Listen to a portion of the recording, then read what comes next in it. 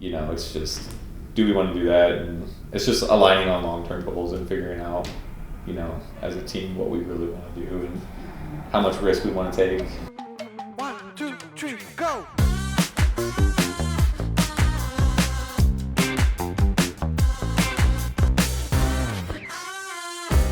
Not bad though. We have like over 3,000 for fulfillment center. Like that's pretty good, even though we have 200 videos. And we just got a new lead from YouTube. Yeah. It's a really big lead. Really Nice. big. Oh, the dog, they came from YouTube? Yeah, the wiener dog one. Hey. Yeah. I would like to say that if you're still watching this video right now, if you don't hit the fucking subscribe button, I'm gonna go through this screen and punch you square in the fucking jaw. But thank you guys so much for, even if you're not subscribed, even though we would like you to be, for supporting us. Every view counts for us. We're trying to get our view count back up to like 500 to 1,000 every single video. And it's not about the numbers for us, but it also kind of is, because the more views we have, the more eyes we get and the more brands that we potentially get to work with. Like Derek said, we just did get a really big lead today from YouTube, and that's just one lead, right? Or one view. So help us reach more people, because more brands need help, because there's so many shitty fulfillment centers or just brands not knowing what to expect from fulfillment centers, and we just want to help spread, this message of who we are as a company. We're operators at the end of the day that has owned all of their own apparel brands before. We currently do own one. We understand the struggle, man, and for us to be able to reach more people, we have to change the entire brand image of our companies, Soon and Relay, because right now every single thing is really, really strong except for our website, which we made in the beginning and it got us to where we are now. Now we need to actually reach new people and just have an overall better brand package. So honestly, just really excited for this year, because one, it costs a lot of fucking money to do it.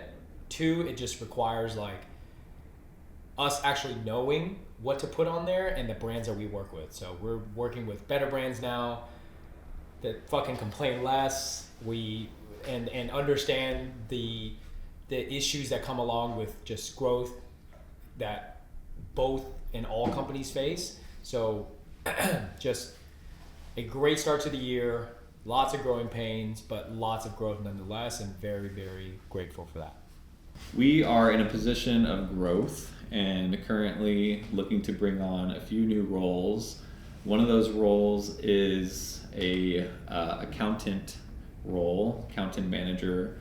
This role will eventually grow into controller and then potentially a CFO for our company, right? So right now I'm doing all the financials for our business. I'm working with our CPA and our bookkeepers. I'm doing all the invoicing, accounts receivable, accounts payable.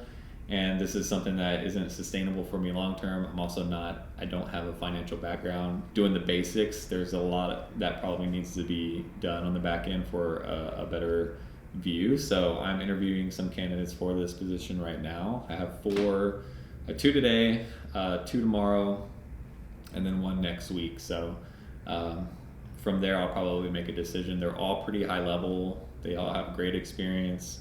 They've done this before. They're way better than me, and that's what I'm looking for. So just got done with interview 1. She was really great. Has worked for the city of Houston. Is working for a company in New York right now.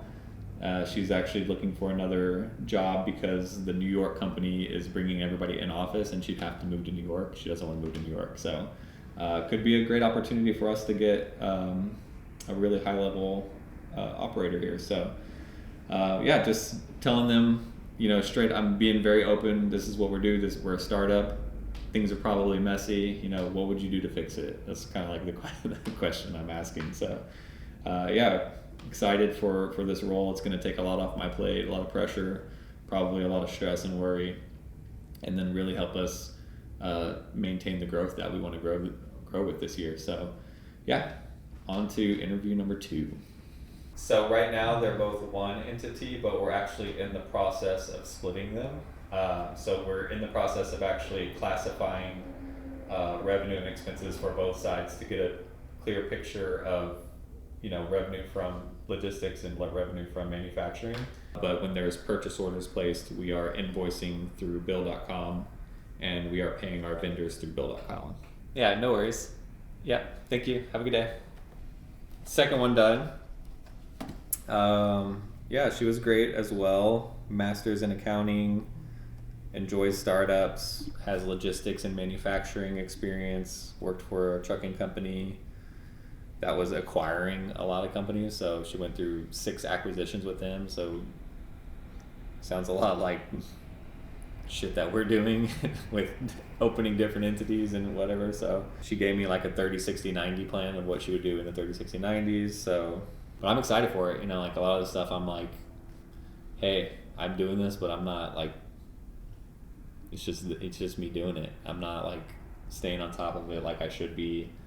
And that's just the nature of startup, right? Like you're operating, you're wearing multiple hats, and now it's just peeling off this role and giving it to somebody else that's way better than me. So hopefully it'll be good. I'm excited. This is kind of the same thing as the video I made about like finding the right supplier.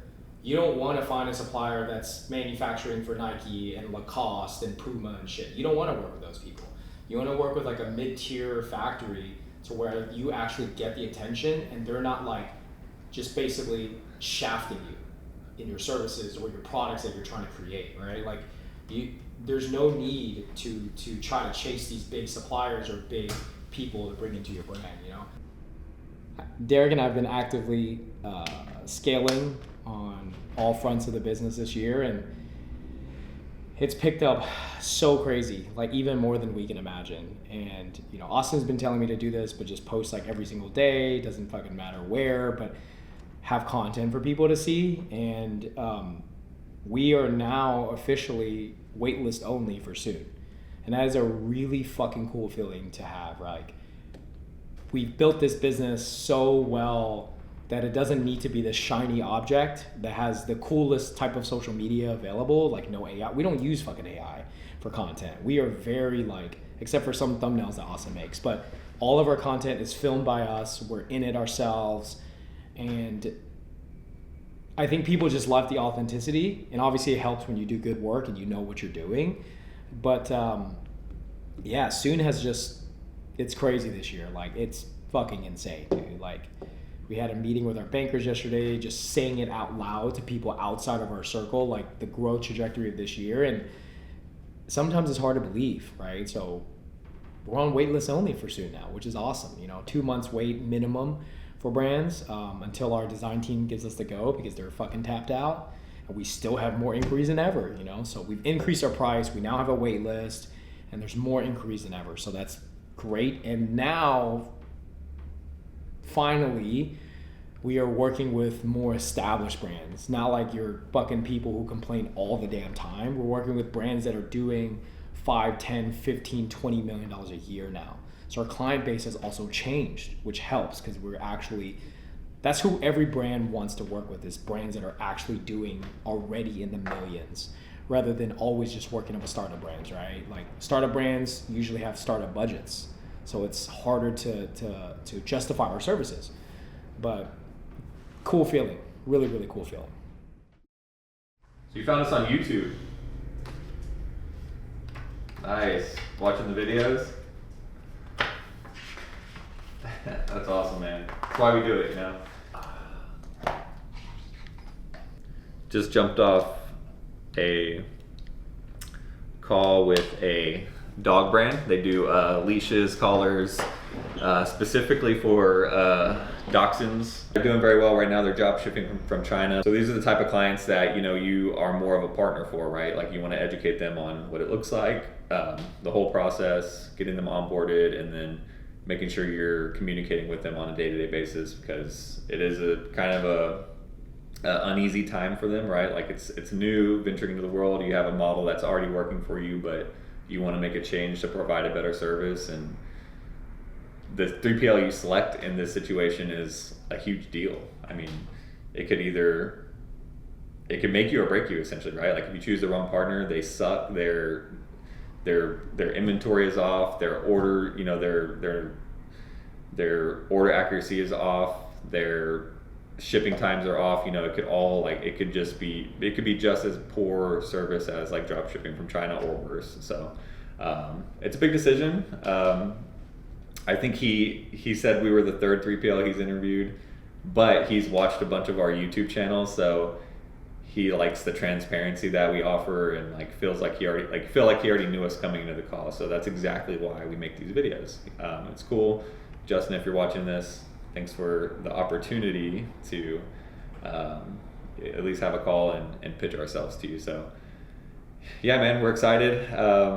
But like I said, he interviewed 3 other ones, and I think another one was like a big box, right? So we're not the corporate guys. We don't have aspirations to be the corporate guys.